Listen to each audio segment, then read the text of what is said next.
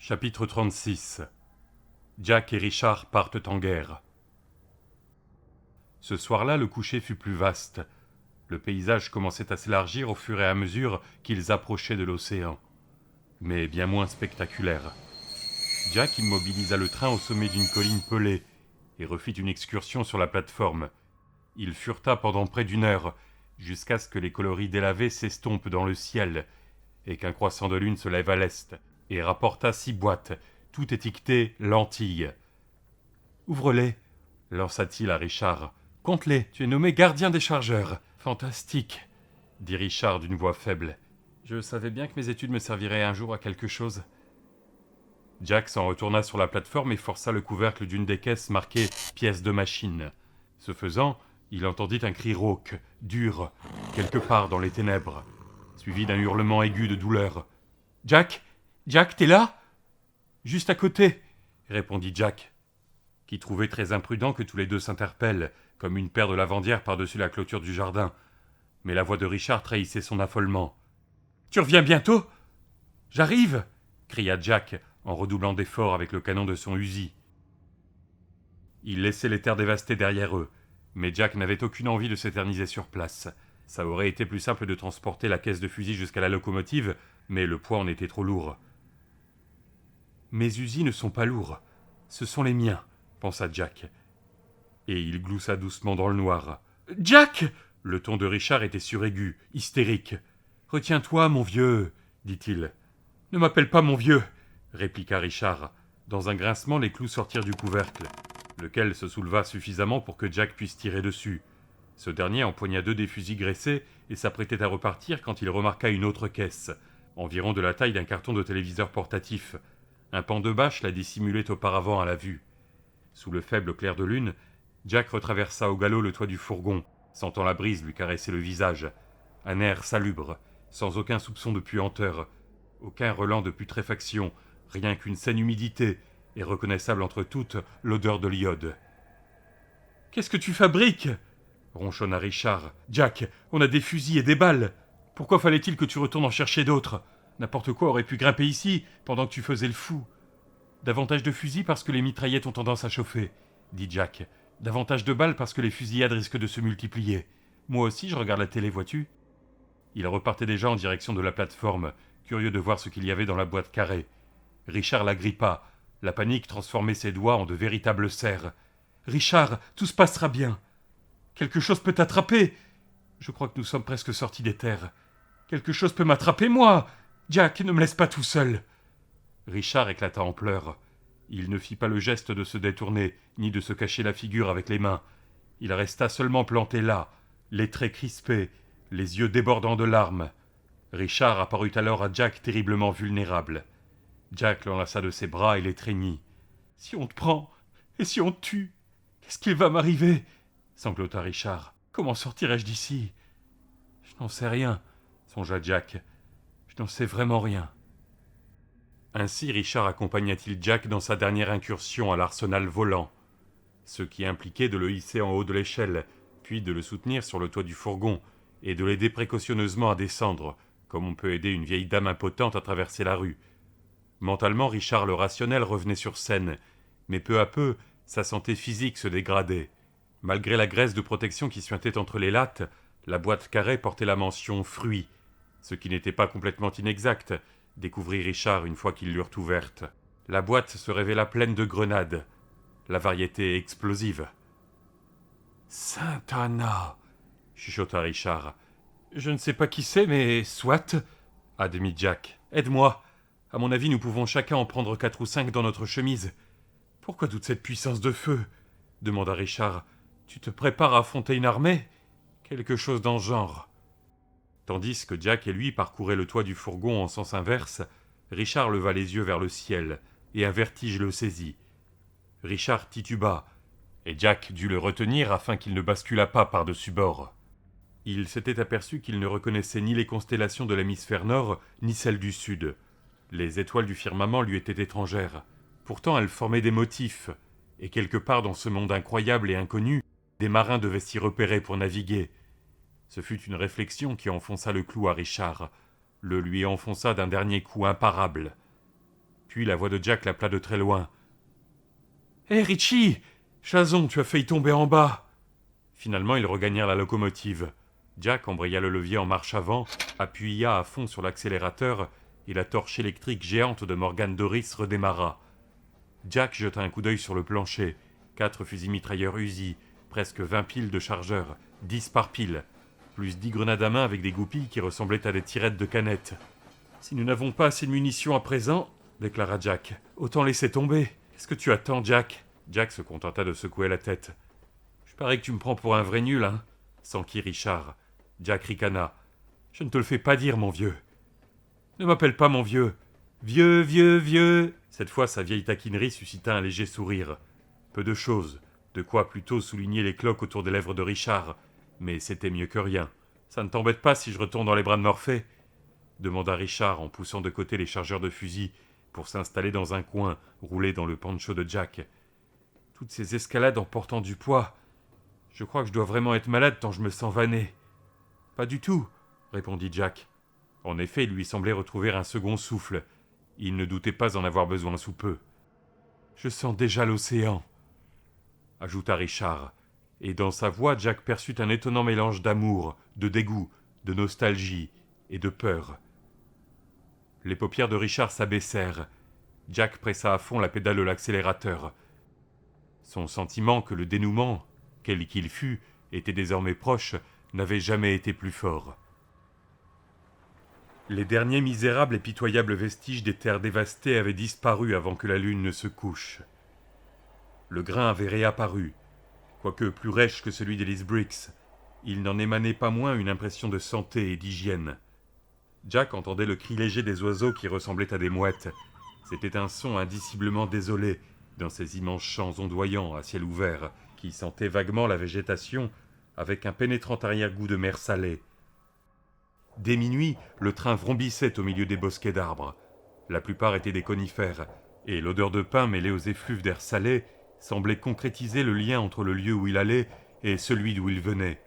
Sa mère et lui ne s'étaient jamais beaucoup attardés en Californie du Nord, peut-être parce que Glauque y allait souvent en vacances, mais il se souvenait avoir entendu dire par Lily que la région de Mendocino et Sausalito ressemblait énormément à la Nouvelle-Angleterre, y compris jusqu'aux boîtes à sel du Cap Cod. Les compagnies de cinéma en quête d'extérieur de la Nouvelle-Angleterre se contentaient de remonter la côte plutôt que de traverser tout le continent, et le grand public ne voyait jamais la différence. Les choses sont comme elles doivent être. De façon étrange, je reviens dans l'endroit que j'ai quitté. Richard, tu te prépares à affronter une armée ? Il était content que Richard se soit rendormi. Ainsi n'aurait-il pas à répondre à sa question. Du moins, pas encore. Anders, des diableries pour les méchants loups, à destination de l'Hôtel Noir. Les diableries consistaient en fusils mitrailleurs Uzi, plastiques et grenades. Les diableries étaient ici, pas les méchants loups. Néanmoins, le fourgon était vide, et Jack trouvait ce fait terriblement éloquent. Voici une histoire qui te concerne, Richie, et je suis drôlement content que tu dormes, en sorte que je n'ai pas à te le raconter. Morgan sait que j'arrive, et il organise une surprise party. Seulement, ce sont des loups-garous et non des pin-up qui vont sortir hors du gâteau, et ils sont censés tenir des grenades et des mitraillettes en guise de serpentin. Nous avons en quelque sorte piraté son train, et nous sommes en avance de 10 à 12 heures sur l'horaire. Mais si nous fonçons droit sur un campement de loups prêt à récupérer le tchoutchou des territoires, et à mon avis c'est ce que nous faisons, l'effet de surprise ne sera pas du luxe. Jack se passa une main sur un côté du visage. Ce serait plus facile de stopper le train à bonne distance des troupes de Morgan et de faire un grand cercle pour contourner leur cantonnement. Plus facile, et aussi plus sûr. Mais les méchants loups courraient toujours dans la nature, Richie. Tu piges ? Jack contempla l'arsenal sur le plancher de la cabine, en se demandant s'il pouvait vraiment monter une action de commando contre la brigade des loups. Et quel commando ? Ce bon vieux Jack Sawyer, roi vagabond de la plonge, et son associé comateux Richard. Jack se demanda s'il était devenu fou. Il présuma que oui, parce que c'était exactement ce qu'il faisait. La dernière chose à laquelle les autres s'attendraient. Mais c'était beaucoup trop. Il avait été fouetté. Wolfe avait été tué. Ils avaient détruit le collège de Richard ainsi que la raison de ce dernier, et autant qu'il sache, Morgan Sloat était revenu dans le New Hampshire pour harceler sa mère. Fou ou pas, L'heure des règlements de compte était venue. Jack se pencha, empoigna un des usils chargés et l'ajusta sur son bras, tandis que la voie se déroulait devant lui et que l'odeur de sel devenait de plus en plus sensible. Aux petites heures du matin, Jack dormit un peu appuyé contre l'accélérateur. Ça ne l'aurait guère réconforté de savoir qu'un tel stratagème s'appelait faire le mort. Lorsque l'aube se leva, ce fut Richard qui le réveilla. « Quelque chose en face !» Avant de regarder dans cette direction, Jack dévisagea Richard, dans l'espoir que celui-ci aurait meilleure mine à la lumière du jour. Mais même le maquillage de l'aurore ne suffisait pas à masquer le fait que Richard était malade. Sous la nouvelle clarté, la dominante de son teint était passée du gris au jaune, voilà tout. « Hé, le train! Salut, espèce de foutu train !» Guttural, le cri évoquait un grognement d'animal. Jack regarda devant lui. Ils approchaient d'un édifice grand comme un carton à chaussures. Un loup était planté au poste de garde, mais toute ressemblance avec le wolf de Jack s'arrêtait aux flamboyantes prunelles oranges. La tête du loup paraissait terriblement aplatie, comme si une main géante lui avait cisaillé la calotte crânienne. Sa gueule surplombait sa mâchoire prognate, comme un rocher se balance au-dessus d'un profond ravin. Même son expression d'agréable surprise ne pouvait cacher sa stupidité crasse, brutale. Des tresses de poils pendaient de ses joues, une cicatrice en croix lui barrait le front. Le loup portait une espèce d'uniforme de soldat, ou ce qu'il s'imaginait être tel. Son pantalon vert aux genoux bouffait sur des bottes noires, dont les bouts avaient été coupés, nota Jack, puis pour laisser à l'air ses orteils velus et griffus. « Train !» aboya-t-il, comme la locomotive attaquait les derniers 50 mètres. Avec un sourire féroce, il se mit à sauter sur place en claquant des doigts comme Cab Calloway. La bave coulait de sa bouche en vilain caillot. « Train ! Train ! Foutu train ! Ici et maintenant !» Sa gueule bâilla en un immense rictus inquiétant, découvrant une rangée de chicots jaunes. « Vous les gars, foutrement en avance ! D'accord, d'accord !» Jack, qu'est-ce que c'est ? S'enquit Richard. Dans la panique, sa main se cramponna à l'épaule de Jack, mais à son honneur, il faut dire qu'il garda une voix à peu près égale. C'est un loup. Un de ceux de Morgan. Voilà, Jack, tu as prononcé son nom en douille. Mais ils avaient d'autres sujets d'inquiétude à l'heure actuelle. Le train arrivait à hauteur du poste de garde, et manifestement le loup s'apprêtait à grimper à bord. Sous les yeux de Jack, la créature esquissa un maladroit entrechat, martelant la poussière de ses bottes tronquées. Elle avait un coutelas accroché au ceinturon en cuir qu'elle portait en bandoulière sur son poitrail nu, mais pas de fusil. Jack rabattit la sûreté de son usil. « Morgan ? Qui est Morgan ? Quel Morgan ? » « Pas maintenant, » dit Jack. Sa concentration se fixa sur un point précis, le loup. À son intention, Jack affecta un grand sourire artificiel, tenant l'usil vers le bas, bien hors de vue. « Le foutu train d'Anders ! Parfait, ici et maintenant !» Une poignée pareille à un gros crampon saillait sur le flanc droit de la locomotive, au-dessus du large marchepied. Ricanant sauvagement, aspergeant son menton de bave, et visiblement dément, le loup s'agrippa à la poignée et bondit lestement sur la marche. « Hé, où est le vieux ? Wolf, où est... » Jack leva l'usil et envoya une balle dans l'œil gauche du loup. La flamboyante lueur rouge s'éteignit comme une flamme de bougie dans une forte bourrasque de vent. Le loup bascula de la marche en arrière, tel un mauvais plongeur, et heurta lourdement le sol. « Jack !» Richard le força à se retourner, l'air presque aussi sauvage que le loup. Sauf que c'était la terreur, non la joie, qui lui déformait les traits. « Tu parlais de mon père ? Mon père est-il impliqué là-dedans ? Richard, est-ce que tu as confiance en moi ? Oui, mais... Alors laisse tomber, ce n'est pas le moment. Mais... Prends un fusil. Jack !» Richard se baissa et attrapa un des usils. « Je déteste les armes, » répéta-t-il. « Ouais, je sais. Moi non plus, je n'en raffole pas particulièrement, Richie. Mais c'est l'heure des règlements de compte. » Désormais, la voix approchait d'une haute enceinte en palissade. De derrière montaient des grognements et des vociférations, des vivas, des claquements de mains, le bruit des bottes frappant en cadence la terre battue. Il y avait d'autres bruits moins reconnaissables, mais tous évoquaient pour Jack vaguement la même chose, l'instruction militaire. La zone comprise entre le poste de garde et la palissade, maintenant proche, faisait 800 mètres de large. Et dans tout ce vacarme, Jack doutait que quelqu'un eût entendu son unique coup de feu. Étant électrique, le train roulait quasi silencieusement. Il bénéficierait encore de l'avantage de la surprise. Les rails disparaissaient sous un portail à 2 battants, aménagé dans la palanque. Jack distinguait des jours entre les rondins mal dégrossis. « Jack, tu devrais ralentir !» À présent, il se trouvait à 150 mètres du portail. Derrière, des voix braillardes psalmodiaient. « Sonnez 1, 2, 3, 4, sonnez !» Repensant aux animaux de Wells, Jack frémit. « Impossible, mon vieux, nous fonçons dans le portail. T'as juste le temps de faire tes prières. Jack, tu es fou !»« Je sais. » 100 mètres, le moteur ronronnait. Une étincelle bleue fusa en grésillant. De chaque côté défilait la terre nue. « Pas de grain ici, » songea Jack. Si Noel Coward avait écrit une pièce sur Morgan Sloat, je parie qu'il l'aurait appelée Paille Spirit. « Jack, et si ce minable petit train sort de ses rails ?»« Eh bien, c'est possible, je pense, » dit Jack. « Ou s'il enfonce le portail et que les rails s'arrêtent. Cela reviendrait au même, non ? 50 mètres. « Jack, tu as vraiment perdu la tête ou quoi ? » ?»« Oui, je crois.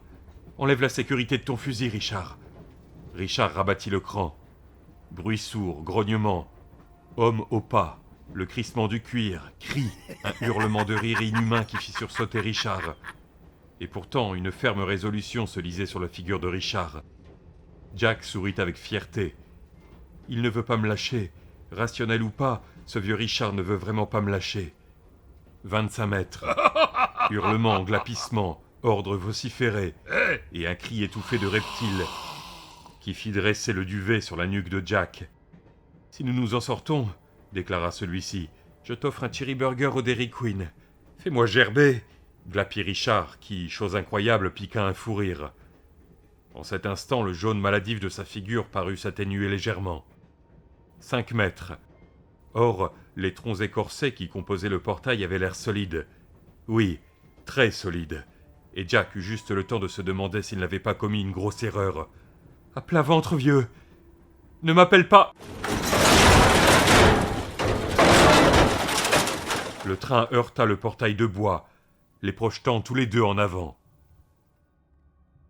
Le portail était vraiment robuste. En outre, on l'avait barricadé de l'intérieur avec 2 grosses barres de bois. Le train de Morgan, lui, était plutôt léger, et ses batteries presque à plat après sa longue randonnée d'un bout à l'autre des terres dévastées. Le choc de la collision l'aurait sûrement fait dérailler, et les 2 gamins auraient pu se faire tuer dans l'accident, sauf que le portail avait son talon d'Achille. Des gonds neufs, forgés selon les techniques américaines modernes, étaient en commande. Néanmoins, ceux-ci n'étaient pas encore arrivés, et les vieux gonds en fer cédèrent lorsque la locomotive heurta le portail. Le train franchit la palissade à environ 40 km/h, poussant devant lui le portail disloqué. Une piste d'obstacles avait été aménagée sur tout le périmètre du terrain. À l'instar d'un chasse-neige, le portail se mit à pousser les haies artisanales en bois, à les renverser, les traîner et les réduire en miettes. Il surprit aussi un loup en train d'effectuer ses tours de piste de sanction. Ses pieds disparurent sous le bas du portail baladeur et furent mâchés tout crus, bottes comprises. Entamant sa métamorphose dans un concert de cris et de grognements, le loup tenta de s'agripper au portail avec des griffes qui atteignirent rapidement la longueur et l'effilement des crampons d'un poseur de ligne téléphonique. Le portail se trouvait alors à 1,50 m de l'autre côté de la palissade. Assez curieusement, le loup grimpa presque jusqu'en haut, avant que Jack ne mît son levier de vitesse au point mort. Le train s'immobilisa. Le portail retomba, soulevant un nuage de poussière et écrasant le malheureux sous son poids. Derrière la dernière voiture, les poils continuèrent à pousser sur les moignons de pied du loup, et cela durant plusieurs minutes. La situation à l'intérieur se révélait meilleure que Jack n'avait osé l'espérer. Apparemment, l'établissement se levait de bonne heure, selon la routine militaire, et la majorité des troupes semblait dehors, à en baver pour un bizarre menu de manœuvres et d'exercices de musculation. « À ta droite !» hurla-t-il à Richard. « Pourquoi faire ?» répondit Richard. Ouvrant la bouche, Jack cria. Pour oncle Tommy Woodbine fauché dans la rue, pour un roulier inconnu fouetté à mort dans une cour boueuse, pour Fer Janklow, pour Wolfe, mort dans le bureau dégoûtant du révérend Gardiner, pour sa mère, mais surtout, découvrit-il, pour la reine Laura de Lothian, qui était aussi sa mère, et pour le crime qui était commis dans le sein des territoires. Jason parlait à travers lui, et sa voix grondait comme le tonnerre. « Réduis-les en bouillie !» brailla Jack Sawyer, Jason de Lothian, en ouvrant le feu sur sa gauche. Du côté de Jack, il y avait un grossier terrain de manœuvre, et du côté de Richard, un long baraquement en bois. Celui-ci ressemblait au refuge des films de Roy Rogers, mais Richard devina que c'était une caserne. En fait, l'endroit entier paraissait plus familier à Richard que toutes les choses aperçues jusqu'alors dans ce monde fantastique où l'avait emmené Jack. Il en avait déjà vu de semblables aux journaux télévisés. Les rebelles payés par la CIA pour prendre le pouvoir dans les pays d'Amérique centrale et du Sud s'entraînaient dans des endroits semblables. Seulement, les camps d'entraînement se trouvaient d'habitude en Floride, et ces êtres qui déboulaient du baraquement n'étaient pas des Cubanos. Richard n'aurait su dire ce qu'ils étaient. Certains d'entre eux ressemblaient un peu aux représentations médiévales des démons et des satyres. D'autres faisaient penser à des humains dégénérés, presque à des hommes des cavernes. Et l'une des créatures titubant dans le soleil matinal avait des écailles et des paupières nictitantes. Elle rappelait un crocodile qui aurait trouvé la station debout. Sous les yeux de Richard, elle leva le museau et poussa le cri que Jack et lui avaient entendu tout à l'heure. Il eut juste le temps de remarquer que la plupart de ces diaboliques créatures avaient l'air ahuries, quand l'usi de Jack ébranla le monde de son fracas. Sur le terrain du côté de Jack, environ 2 douzaines de loups répondaient à l'appel. Comme le loup du poste de garde, la majorité portait des pantalons kakis, des bottes découpées devant et des ceinturons en bandoulière. Toujours comme lui, ils avaient des têtes plates et un air stupide, particulièrement mauvais. S'interrompant au beau milieu de leur gesticulation de pantin, ils regardèrent entrer le train vrombissant, le portail, et leurs malheureux congénères qui couraient à l'endroit et au moment où il ne fallait pas, amalgamés à l'avant. Au cri de Jack, ils commencèrent à s'agiter. Mais c'était déjà trop tard.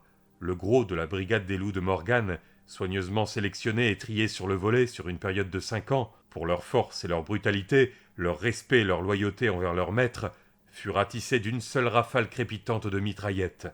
Ils trébuchaient et partaient en arrière, le poitrail déchiqueté, la tête ensanglantée. Il y eut bien des grognements de fureur hébétés et quelques hurlements de douleur, mais pas beaucoup. La plupart se contentaient de mourir. Jack éjecta son chargeur, en attrapa un autre et l'enclencha. Sur la gauche du terrain de manœuvre, 4 loups avaient réussi à s'enfuir. Au centre, 2 autres étaient tombés en deçà de la ligne de feu. Quoique blessés, ces 2-là fondaient à présent sur lui, leurs orteils aux longues griffes labourant la terre tassée, la gueule hérissée de poils, les yeux flamboyants. Pendant qu'ils couraient sus à la locomotive, Jack vit les crocs pousser dans leur bouche et pointer entre les nouveaux poils raides qui leur mangeaient le menton. Il appuya sur la détente de l'usi, en veillant à présent à maintenir le canon brûlant vers le bas. Le puissant recul avait tendance à dévier l'arme vers le haut. Les 2 assaillants furent repoussés si violemment qu'ils voltigèrent dans les airs, la tête en bas comme des acrobates. Sans demander leur reste, les 4 autres loups foncèrent vers l'endroit où se trouvait le portail 2 minutes plus tôt. L'assortiment de monstres qui s'était déversé de la caserne style refuge parut finalement se faire à l'idée que, quoique au volant du train de Morgan, les nouveaux venus étaient rien moins que sympathiques. Il n'y eut pas de charge concertée, mais ils se mirent à avancer, en un caillot bouillonnant. Richard posa le canon de l'usi sur la rambarde de la locomotive, et à son tour ouvrit le feu. Les projectiles les mirent en pièces, les forçant à reculer. 2 autres, ressemblant à des chèvres, retombèrent à 4 pattes sur leurs sabots, et galopèrent se réfugier à l'intérieur. Richard en vit 2 autres tournoyer et s'affaler sous l'impact des balles. Une joie si sauvage l'envahit qu'il faillit s'évanouir. Les balles firent éclater aussi le ventre blanc verdâtre du pseudo-crocodile, et un liquide noir, du venin, pas du sang, se mit à gicler. La créature tomba à la renverse, mais sa queue sembla amortir le choc. D'un bond, elle se releva et s'élança vers le train. Du côté de Richard, en poussant à nouveau son grand cri rauque, et cette fois Richard crut percevoir dans ce cri une intonation hideusement féminine. Il enfonça la détente de l'usi. Rien ne se produisit. Le chargeur était vide. Le pseudo-crocodile trottinait avec une détermination pesante, gauche, ralentie. Ses yeux étincelaient de fureur meurtrière et d'intelligence. Des vestiges de sein tressautaient sur sa poitrine écailleuse. Il se pencha, farfouilla sans quitter le pseudo-crocodile du regard et trouva une des grenades. Comme à Seabrook Island, songea rêveusement Richard. Jack a beau appeler cet endroit les territoires, c'est comme à Seabrook Island.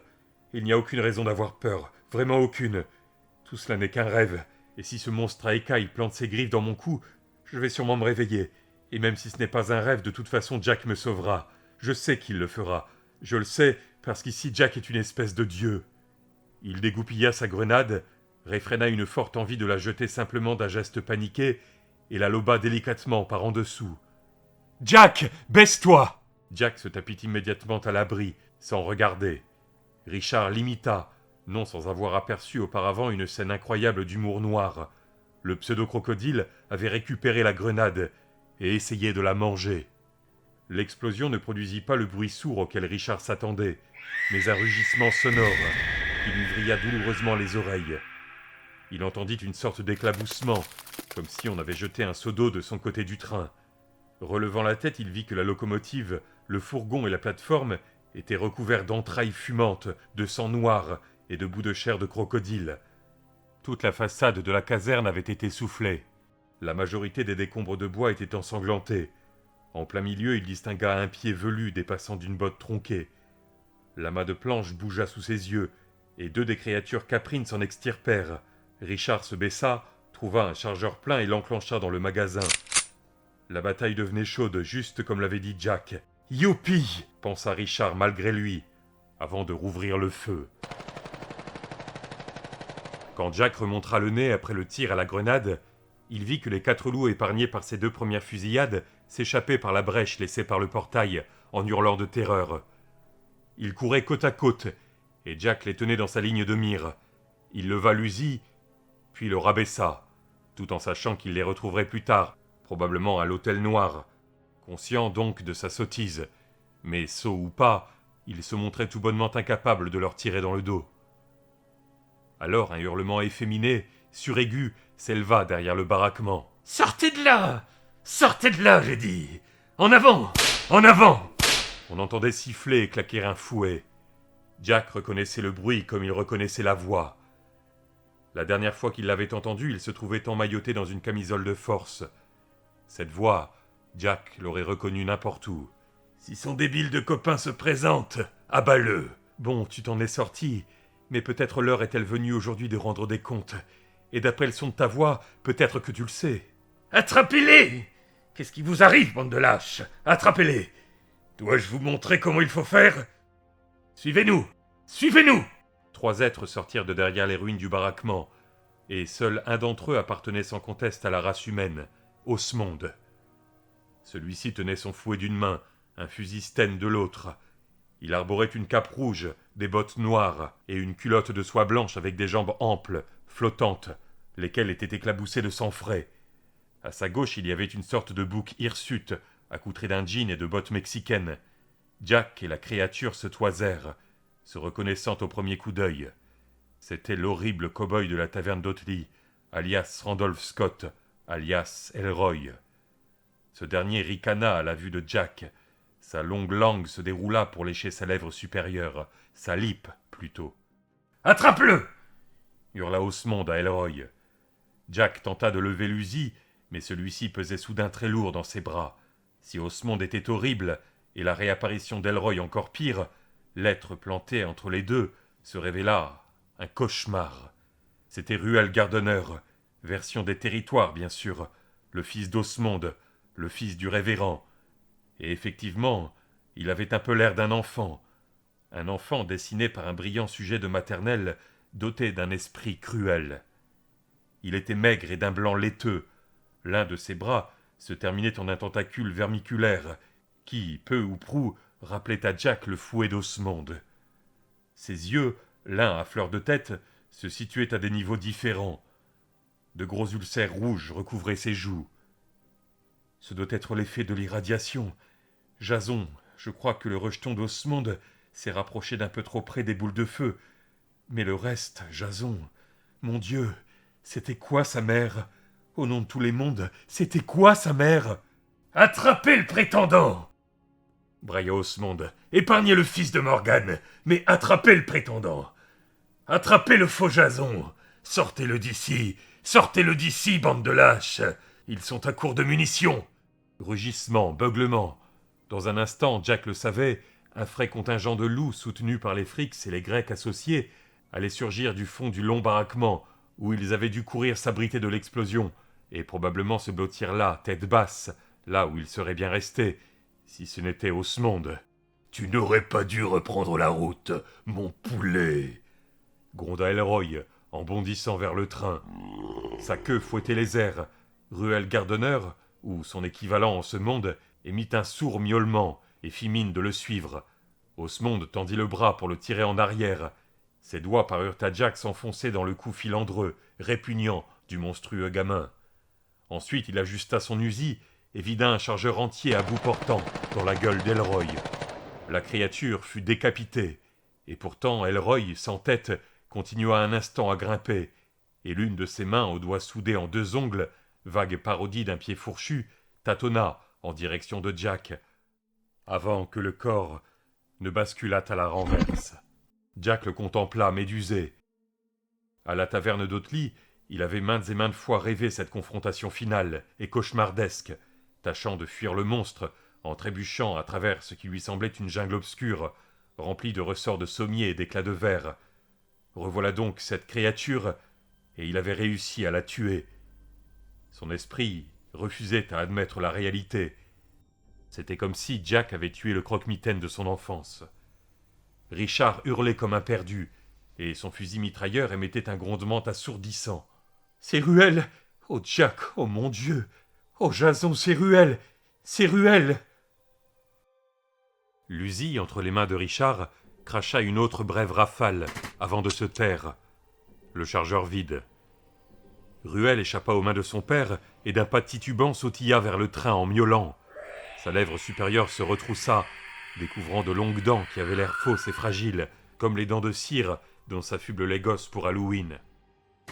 La dernière rafale de Richard le toucha à la poitrine et au cou, trouant le kilt et la vareuse marron qu'il portait, déchiquetant sa chair en longs lambeaux irréguliers.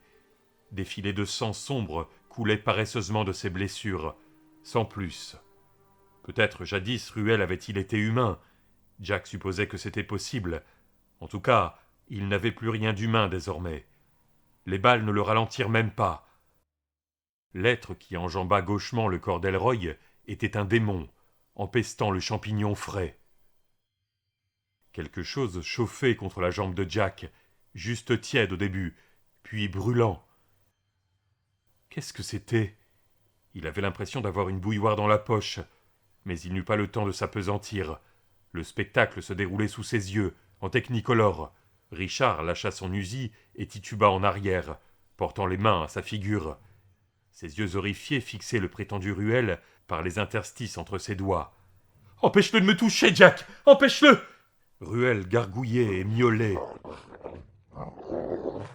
Ses mains claquèrent sur la paroi de la locomotive et le son évoqua de grandes nageoires battant la boue. Jack aperçut en effet d'épaisses membranes jaunâtres entre ses phalanges. « Reviens !» cria Osmond à son fils, et la peur transparaissait dans sa voix. « Reviens, il est méchant, il te fera du mal. Tous les garçons sont méchants, c'est axiomatique. Reviens, reviens !» Ruel gazouillait et grognait avec enthousiasme. Il se hissa à bord, et Richard se réfugia au fond de la cabine, en poussant des cris d'orfraie. « Ne le laisse pas me toucher !» D'autres loups, d'autres monstres étranges tournaient le coin au pas de charge. L'un d'eux, une créature avec des cornes torsadées de bélier pointant de chaque côté de sa tête, vêtue uniquement d'une paire de culottes rapiécées, à la Lil Abner, s'étala par terre et fut piétiné par ses collègues. Cercle de chaleur contre la cuisse de Jack. Ruel lançant à présent une patte grêle par-dessus la rambarde de la cabine. Il bavait, cherchant à l'attraper, et sa jambe se tortillait. Ce n'était pas du tout une jambe, mais un tentacule. Jack pointa l'usi et tira. La moitié de la tête de Ruel se détacha comme du pudding. Un flot de verre se mit à couler de ce qui restait. Ruel avançait toujours, tendait ses doigts membraneux dans sa direction. Les hurlements de Richard, ceux d'Osmond, fusionnant, ne faisant plus qu'un. Une brûlure pareille à un fer rouge sur sa jambe. Et soudain, Il sut ce que c'était, alors même que les mains de Ruel s'abattaient sur ses épaules. C'était la pièce que lui avait donnée le capitaine Farren, celle qu'Anders avait refusée. Il fourra la main dans sa poche. La pièce faisait comme un bout de minerai dans sa paume. Il serra le poing et sentit se propager en lui un courant à haute tension. Ruel le sentit aussi. Ses bavements et grognements de triomphe se transformèrent en miaulements de peur. Il tenta de reculer, son seul œil restant roulant éperdument. Jack exhuma la pièce qui flamboya dans sa main. Il sentait nettement la chaleur, mais celle-ci ne le brûlait pas. Le profil de la reine rayonnait comme le soleil. « En son nom, espèce d'immonde avorton !» clama Jack. « Disparais de la surface de la terre !» Ouvrant les doigts, il abattit sa main sur le front de Ruel. Ruel et son père hurlèrent à l'unisson. Osmond, un ténor frisant le soprano. Ruel, un bourdonnement grave d'insectes. La pièce glissa dans le front de Ruel comme une pointe incandescente de tisonnier dans une motte de beurre. Un infâme liquide sombre, de la couleur du thé infusé, dégoulina de la tête de Ruel sur le poignet de Jack. Le liquide était brûlant. Dedans, il y avait de minuscules vers qui grouillaient et se tortillaient sur la peau de Jack. Il sentait leur morsure. Cependant, il appuya plus fort des 2 premiers doigts de sa main droite, enfonçant davantage la pièce dans la tête du monstre. « Disparais de la surface de ce monde, ignominie ! Au nom de la reine et au nom de son fils, disparais de la surface de ce monde !» La créature criait et gémissait. Osmond criait et gémissait avec elle. Les nouveaux renforts s'étaient arrêtés pour s'attrouper derrière Osmond, leur physionomie empreinte d'une terreur superstitieuse. À leurs yeux, Jack semblait avoir grandi et dégagé un halo lumineux. Ruel tressaillit, émit encore un gargouillis. L'humeur noire qui ruisselait de sa tête devint jaune. Un dernier ver, long et blafard, sortit en se tortillant du trou laissé par la pièce et tomba sur le plancher de la cabine. Jack l'écrasa. Un giclement explosa sous son talon. Ruel s'affaissa en un tas humide. Alors un tel cri de rage et de douleur s'éleva dans l'enceinte poussiéreuse que Jack crut que son crâne allait éclater. Richard s'était recroquevillé en fœtus, les bras repliés au-dessus de sa tête. Osmond se lamentait. Il avait lâché son fouet et son fusil. « Salaud !» cria-t-il en menaçant Jack de ses poings. « Regarde ce que tu as fait, espèce de sale mauvais garçon ! Je te hais pour l'éternité et dans l'au-delà. Sale prétendant, je te tuerai, Morgane te tuera. Oh mon cher unique fils, salaud, Morgane te tuera pour ce que tu as fait, Morgane !» Les autres reprirent sa plainte d'une voix chuchotante, qui rappelait à Jack les pensionnaires du foyer du soleil.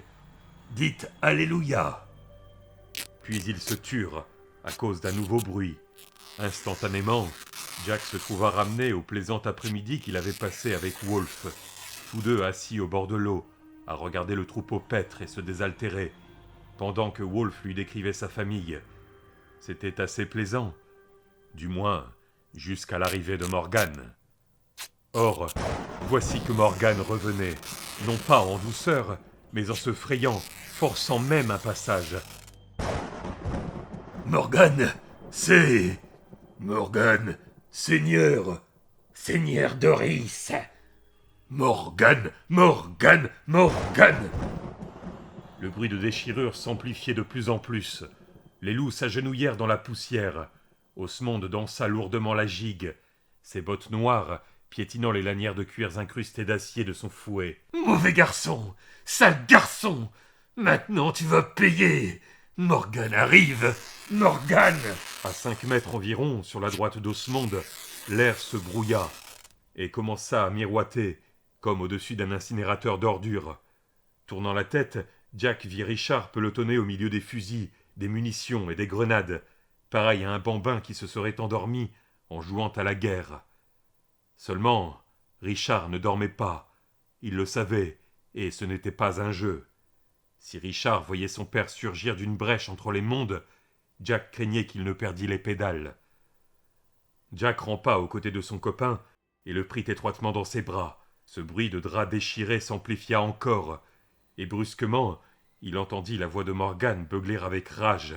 « Qu'est-ce que mon train fiche ici maintenant, bougre d'idiot ?» Jack entendit geindre Osmond. « Le sale prétendant a tué mon fils !»« On y va, Richie !»